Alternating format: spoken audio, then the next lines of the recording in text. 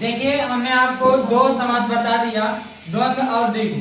हमारा तीसरा समास जो परीक्षा में बार बार पूछा जाता है, क्लास 10 के लिए, यूपी बोर्ड के लिए कह रहे हैं, बात कर रहे हैं।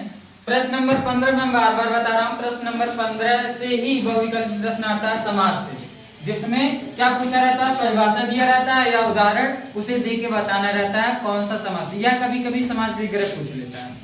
तो ध्यान दीजिएगा, हमारा तीसरा समास है, दो समास बता दिए, द्वंद्व और द्विगु। तीसरा समास है बहुव्रीहि। तो बहुव्रीहि समास किसे कहते हैं, याद रखिएगा, बहुव्रीहि समास जिस समास में कोई पद प्रधान नहीं होता है, जिस समास में क्या हो, कोई पद प्रधान ना हो, ठीक है, अर्थात तीसरा पद कोई प्रधान हो, बल्कि दोनों पद मिलकर किसी तीसरे की अर्थ को संकेत करते हैं, उन्हें हम बहुव्रीहि समास कहते हैं। फिर से समझ जाइए, मैंने क्या कहा, जिस समास में कोई पद प्रधान नहीं होता अर्थात तीसरा पद प्रधान होता है, उन्हें हम बहुव्रीहि समास कहते हैं।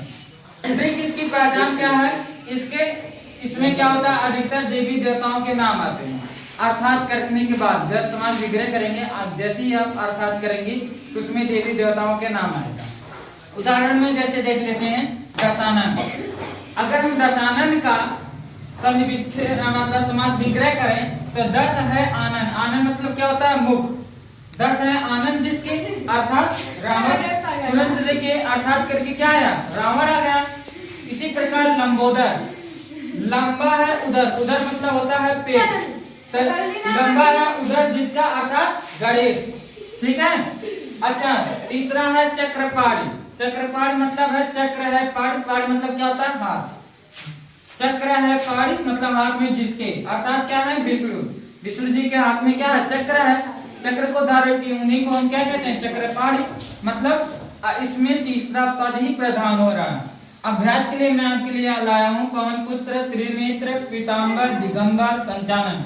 इसका समास विग्रह कीजिएगा, ये कई बार परीक्षा में पूछा गया है। Very very important. धन्यवाद।